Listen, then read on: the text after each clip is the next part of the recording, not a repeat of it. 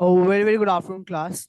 Last class में हमने discuss किया था अपना concept number 8 you can say, and that is based on your nominal and real GDP and it's conversion.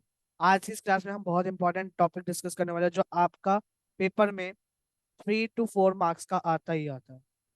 3 to 4 marks का यहाँ से क्वेश्चन आएगा ही आएगा।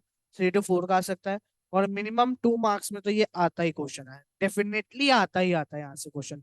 2 मार्क्स में पक्का ही पक्का यहाँ से क्वेश्चन आएगा ही आएगा। तो अच्छे से करिएगा। GDP and welfare. GDP and welfare क्या कहता है? रियल जीडीपी को हमने कंसिडर किया as an index of welfare of the people. Real GDP को हमने क्या कंसिडर किया है कि वो वेलफेयर करता है लोगों का, इसलिए हमने रियल जीडीपी को लिया।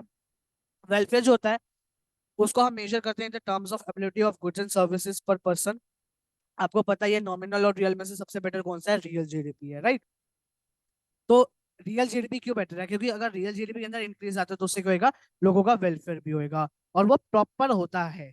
लेकिन नॉमिनल में ऐसा नहीं होता। लेकिन इसकी कुछ एक्सेप्शंस है। इस बात की, इस जनरलाइजेशन की, इस टॉपिक को हमने क्या कहा? इस जनरलाइजेशन की। पहला क्या है? Distribution of income. Distribution of income में कहता है कि अगर जो इनकम है वो टर्न कर दे अनइक्वल जीडीपी ग्रोथ, तो जिससे क्या होगा यहाँ पर? सोशल वेलफेयर कम हो जाएगा। और इसी का एक लाइव एग्जांपल आपकी खुद की कंट्री इंडिया। जब हमारी जीडीपी पर कैपिटल जो होती है वो स्टारवेशन बढ़ती है, तो स्टारवेशन रेट्स जो होते हैं वो हिट होती है। और रीजन क्या है इसका? कि जो डिस्ट्रीब्यूशन ऑफ इनकम है वो क्या है? अनइक्वल होता जा रहा है। कईयों को कुछ मिल रही है इनकम, कईयों को कुछ इनकम मिल रही है, कईयों को कितनी कम मिल रही है, कईयों को ज्यादा मिल रही है, सेक्शंस को ज्यादा मिलती है, पुअर लोगों को कम मिलती है, जिससे इनइक्वालिटी होती है, पुअर पॉवर्टी बढ़ती है। तो ये पूरा का पूरा इसमें आपका आता है।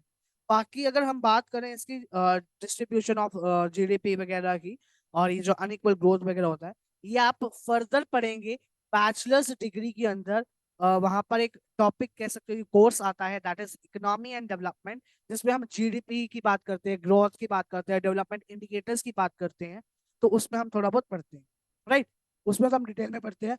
लेकिन आपका जो ये है इंडियन इकोनॉमी, उसमें भी आप इसके बारे में पढ़ेंगे, राइट?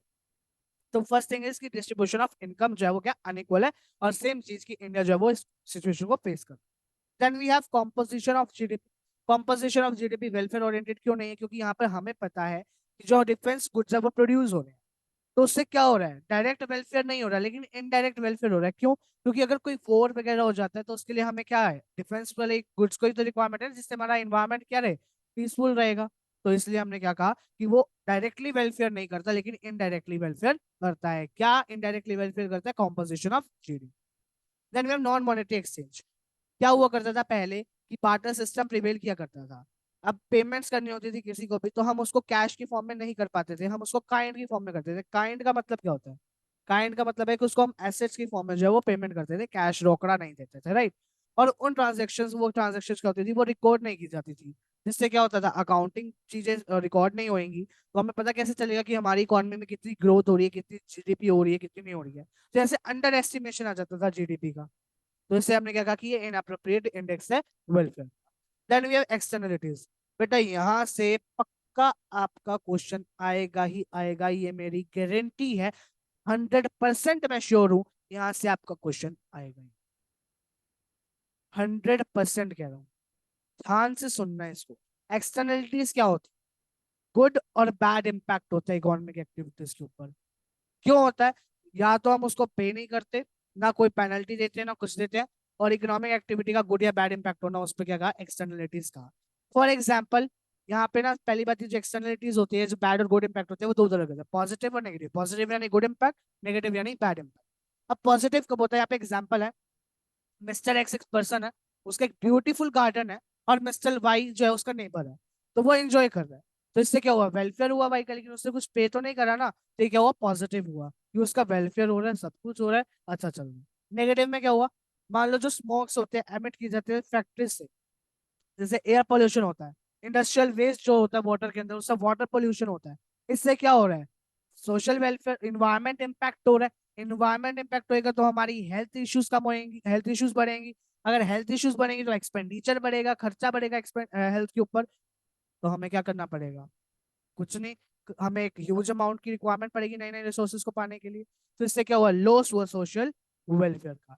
लेकिन बहुत सारे फार्मर्स जो है वो पे नहीं करते इस पेनल्टी को। तो क्या हुआ, GDP fails to account the impact of positive and negative externalities on the social welfare, इसलिए हमने क्या कहा, ये क्या है, इनअप्रोप्रिएट वेलफेयर है इंडेक्स का। This was the topic of this chapter, of this theoretical chapter national income. Next class में हम डिस्कस करेंगे विद दिस आपका numerical part, that is value added method of national income. और बने रहेगा, बहुत इजी इजी मेथड्स हैं, यूं चुटकियों में खत्म हो जाएंगे, यूं चुटकियों में करा दूंगा तुम्हें। तो मिलते हैं आपसे नेक्स्ट क्लास में, तब तक के लिए बाय बाय। अगर आपको ये वीडियोस अच्छी लग रही है तो अपने दोस्तों के साथ शेयर करेगा। Bye everybody.